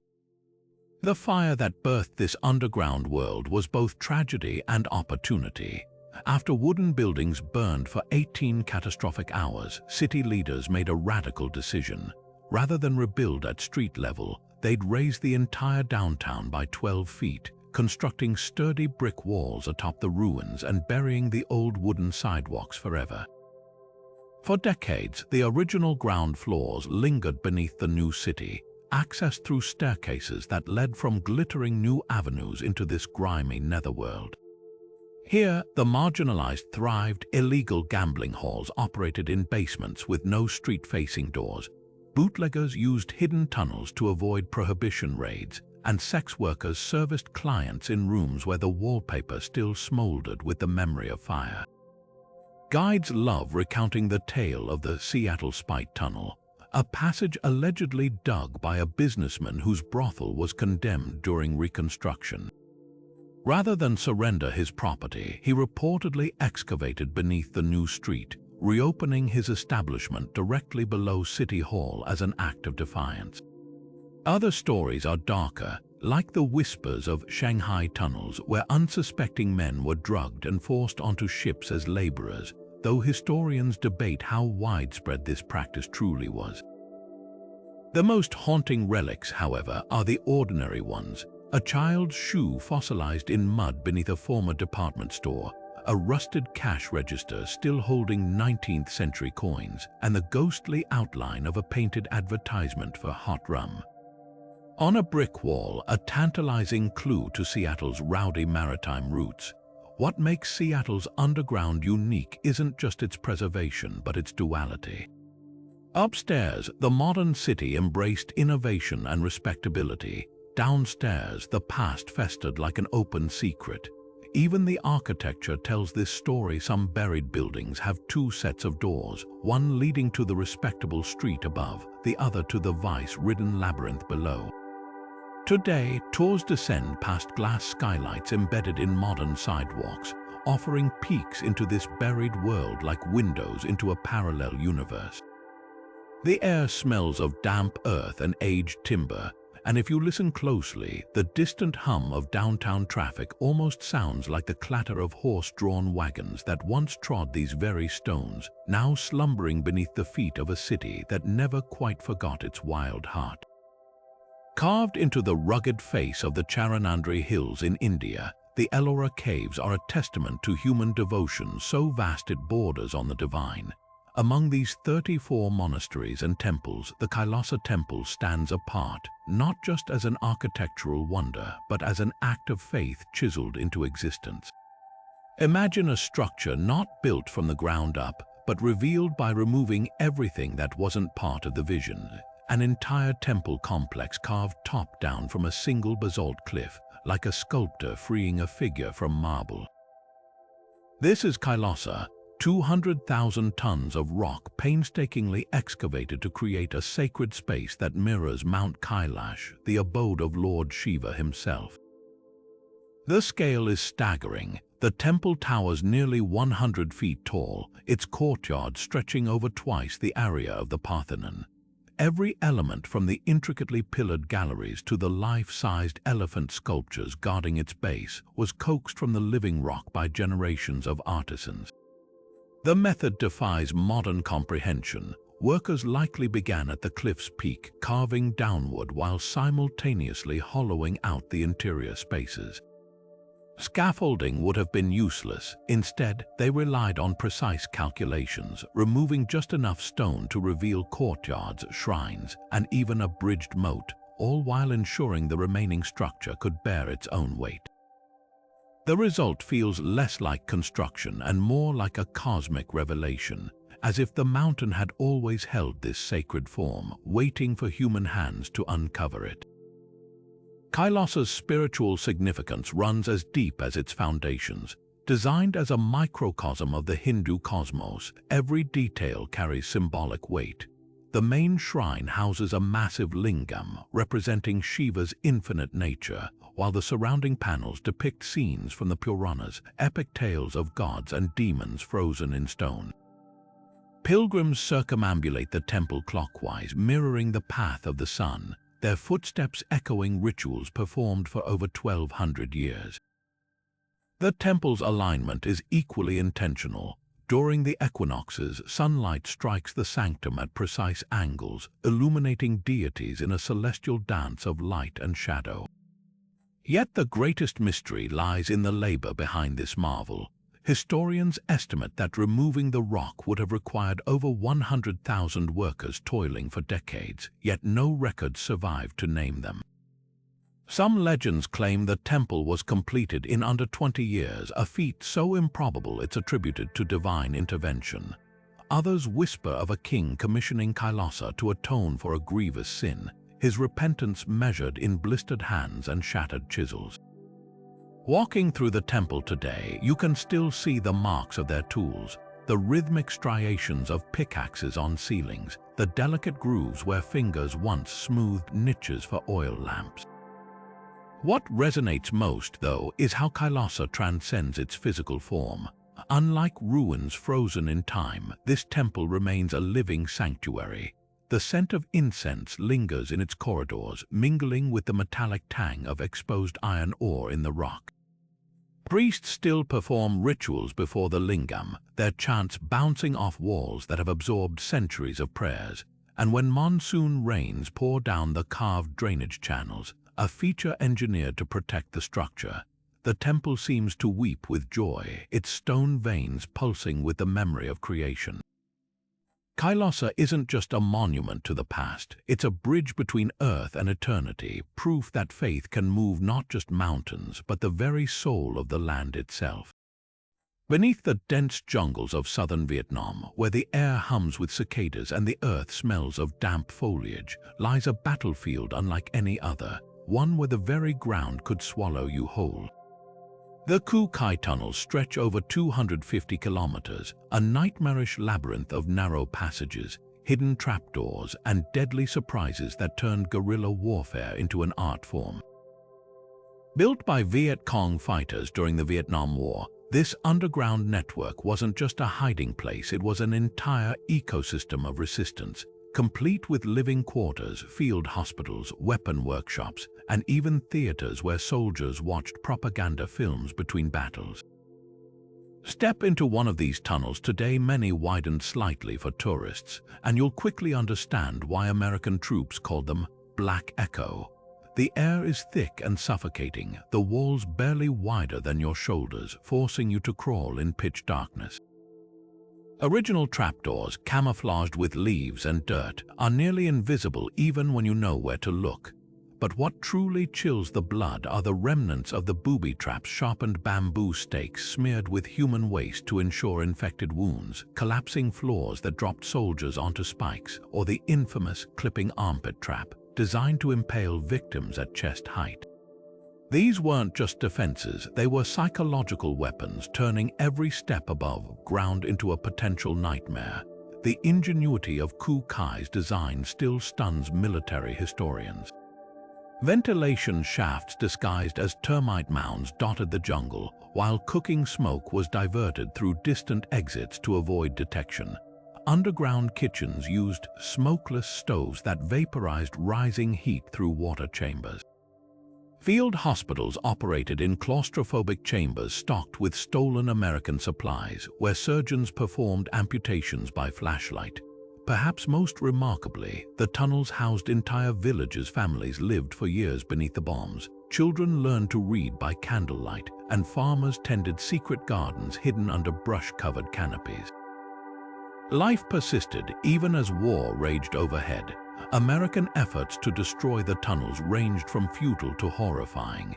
Tunnel rats, petite soldiers armed only with pistols and flashlights, volunteered to clear passages, facing snakes, poison gas, and enemy ambushes in the dark. Bulldozers and B-52 strikes flattened entire sections, only for the Viet Cong to rebuild within days.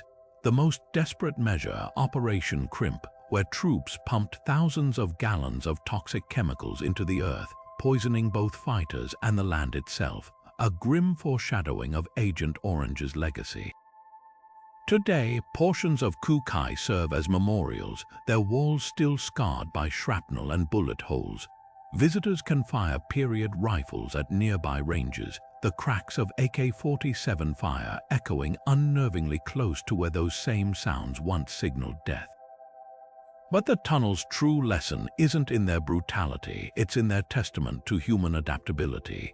The Viet Cong didn't just survive underground, they thrived, turning the earth itself into both weapon and witness.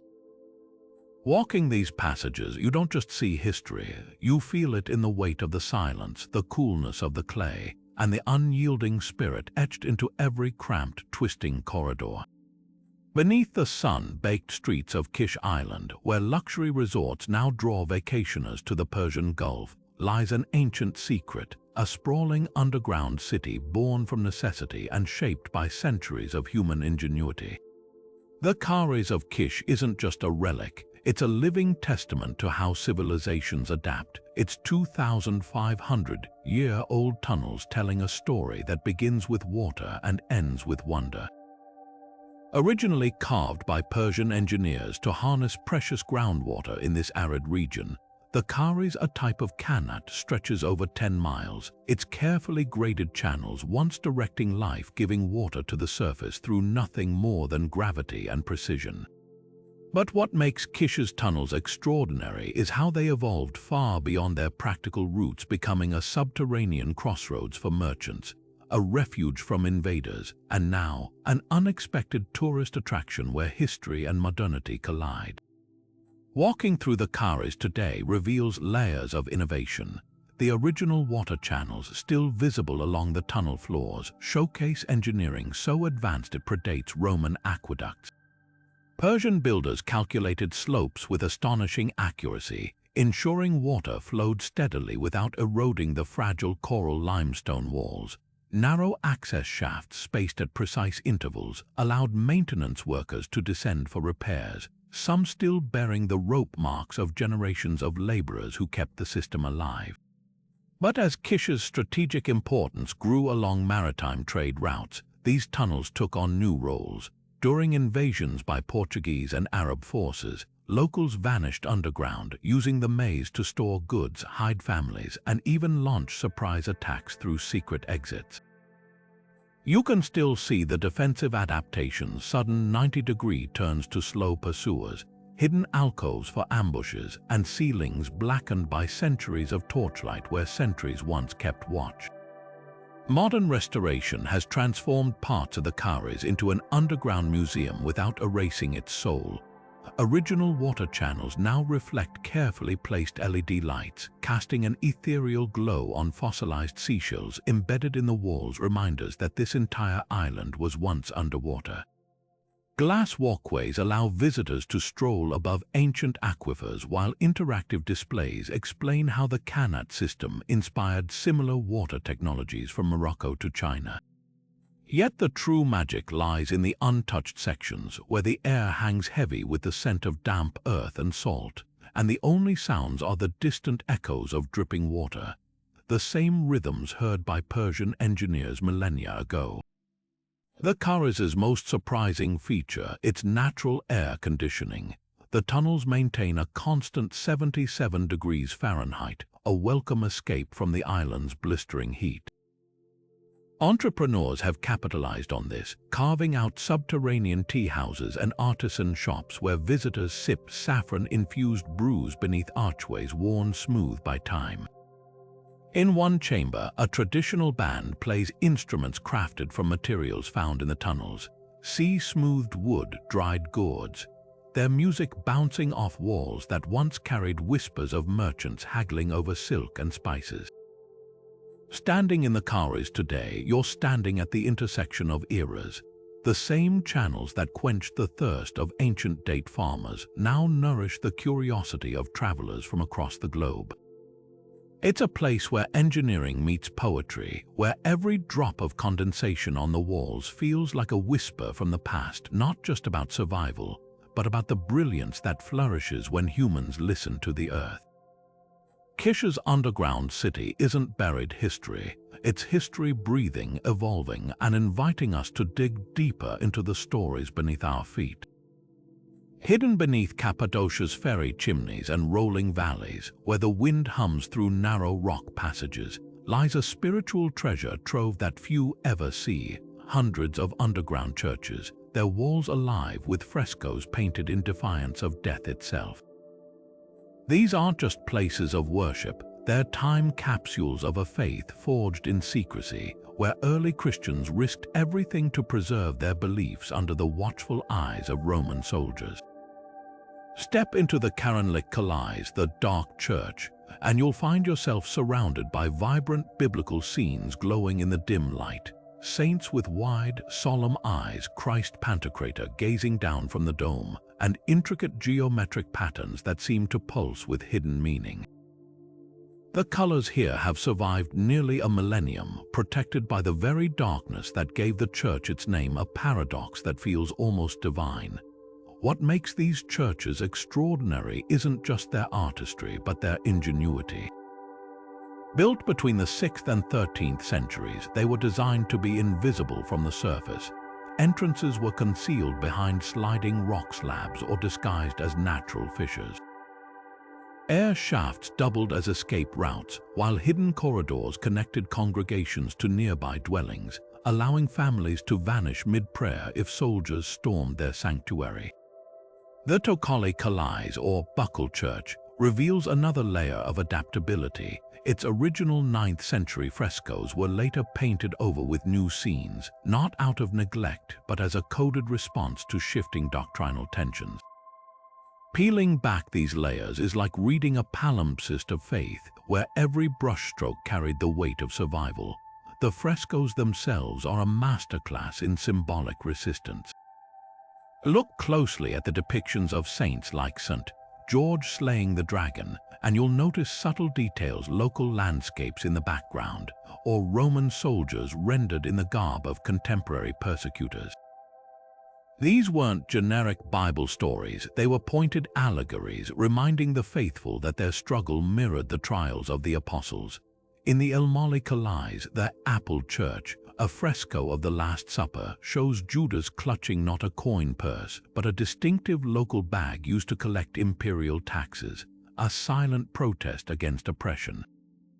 Even the pigments held meaning. Red ochre from Cappadocia's soil, lapis lazuli traded along the Silk Road at great risk, each color a testament to the lengths these communities went to honor their creed. But the true miracle of these spaces is how they transcended fear. The Gurim Open Air Museum, a UNESCO World Heritage Site, preserves clusters of these churches, their interiors humming with the echoes of chants that once filled their chambers. In the Assize Barbara Kalaisi, dedicated to a martyr who defied her pagan father, the walls bristle with protective motifs, zigzags to ward off evil, crosses hidden within floral patterns. Here, worship wasn't just devotion, it was an act of quiet rebellion, a refusal to let light be extinguished. Today, sunlight filters through cracks in the rock, illuminating dust motes that dance like the ghosts of long-gone worshippers. The air smells of aged parchment and cold stone, a scent that lingers like an unspoken prayer. These churches didn't merely survive persecution, they transformed it into something luminous. Every faded fresco, every worn step in the stone, tells a story of resilience etched not just into rock, but into the soul of a people who carved their faith into the earth itself. And as you stand in their cool, dim silence, you realize this isn't just history. It's a whisper across centuries, urging us to remember what it means to believe and to hide in plain sight. Beneath the cobblestone charm of old Montreal, where horse-drawn carriages clatter past 19th-century facades, a futuristic city pulses silently, one built not for war or worship, but for convenience and comfort. The Réseau, or Montreal Subterranean, stretches over 32 kilometers beneath the metropolis, a sprawling network of climate-controlled corridors linking shopping centers, metro stations, theaters, and even universities. This isn't some ancient refuge carved from necessity. It's a modern marvel of urban planning, designed to shield residents from the bite of Canadian winters where temperatures can plummet to -20 degrees. Glide down an escalator into the underground concourse, and you'll find a world where commuters sip lattes in food courts, boutique shoppers browse designer stores, and students shuffle between classes, all without ever zipping up a coat. What makes the Réseau fascinating isn't just its scale, but how it redefines the very idea of subterranean space. Unlike the dim, utilitarian tunnels of other cities, Montreal's underground gleams with curated aesthetics, soaring atriums flooded with natural light from skylights, public art installations that rotate with the seasons, and even simulated, outdoor plazas complete with faux cobblestones and piped-in birdsong. The contrast with ancient underground cities couldn't be starker. Where Derinkuyu's residents huddled around oil lamps, Montreal's tunnels hum with fiber optic cables and Wi-Fi hotspots. Where Cappadocians relied on hidden ventilation shafts, Réseau air filtration systems adjust humidity and temperature with space-age precision.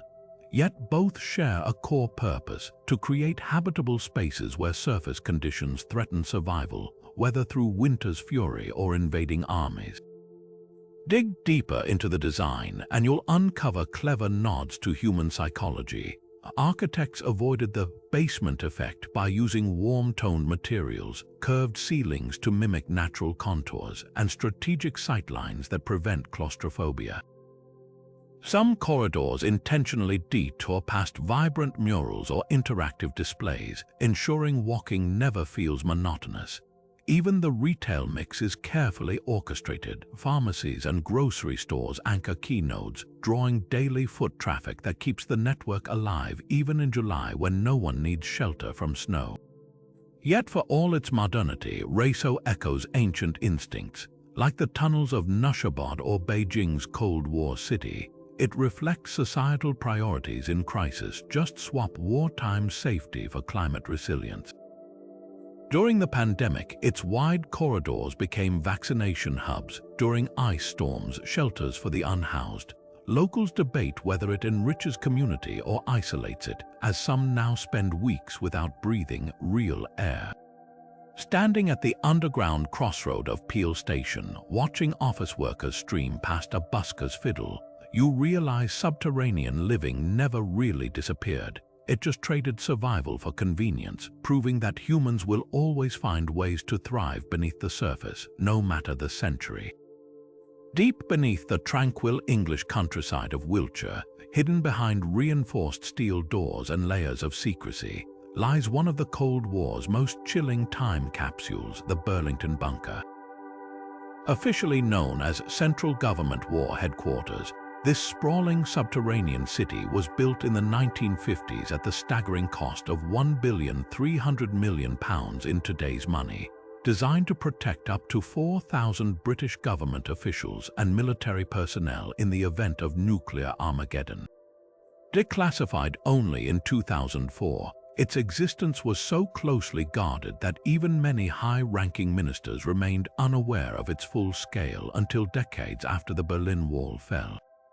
Walking its silent corridors today feels like stepping onto the set of a dystopian film. The bunker stretches over 35 acres, equivalent to 25 football fields, with over 60 miles of roads weaving between underground offices, dormitories, and communication hubs. Unlike the cramped tunnels of wartime shelters, Burlington was built for prolonged habitation, with cavernous warehouses stocked with enough tinned food to last 3 months, a freshwater reservoir fed by artesian wells, and even a subterranean lake to maintain humidity. The air filtration systems, capable of scrubbing radiation from outside air, still hum faintly when tested, their Soviet-era counterparts having inspired similar designs in Moscow's Metro 2 complex.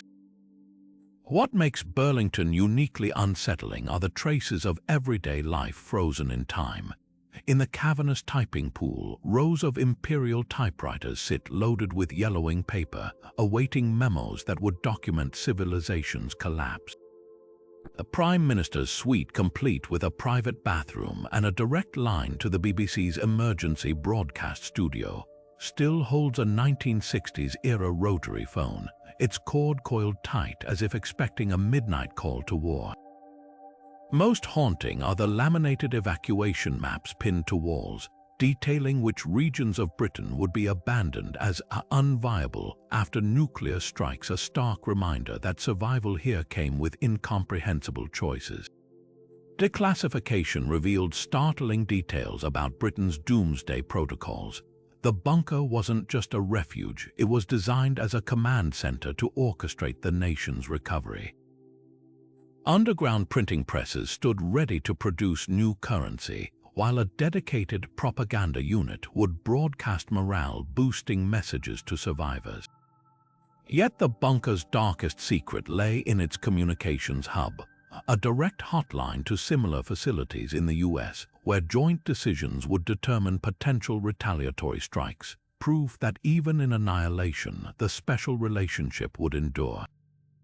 Today, as part of Britain's national archives, Burlington serves as a monument to the paranoia that shaped the 20th century.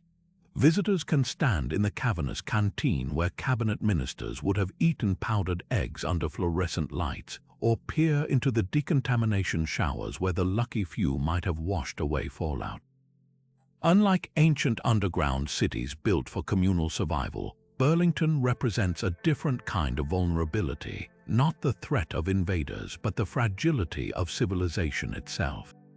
Its empty corridors whisper a question we still grapple with. When do preparations for the unthinkable become an acceptance of it? The bunker's final irony. The very secrecy meant to protect it ensured its most important lesson, the cost of living in fear, remained buried for half a century. From the sacred depths of Lalibella's rock-hewn churches to the neon-lit corridors of Montreal's modern subterranean city, these 30 underground marvels reveal something extraordinary: humanity's relentless drive to carve possibility from the earth itself. Whether forged by faith, fear, or sheer ingenuity, each of these hidden worlds tells a story of adaptation, proving that civilization doesn't just flourish under open skies but thrives in the quiet dark, where necessity births innovation in the most unexpected ways. Think about the contrasts: Derinkuyu's labyrinthine refuge designed to outlast sieges, while Kuba Pedi's sunken homes offer escape from scorching heat. The Beijing underground city stands as a monument to Cold War paranoia, yet the Wieliczka salt mine glitters with artistry and devotion. Even in their differences, they share a common thread: the audacity to reimagine what a city can be, turning the very ground beneath our feet into shelter, sanctuary, and sometimes survival. What's truly humbling is how these subterranean spaces reflect the best of human creativity. The Nabateans transformed Petra's arid cliffs into a hydraulic masterpiece, while the ancestral Pueblones engineered cliff dwellings that harmonized with the seasons. In Neolithic, medieval villagers scratched their names into chalk as bombs fell overhead, while in Seattle's underground, whispers of brothels and opium dens linger beneath modern coffee shops. These aren't just feats of engineering, they're testaments to resilience, each tunnel and chamber a love letter to the indomitable human spirit. So which of these hidden cities captured your imagination?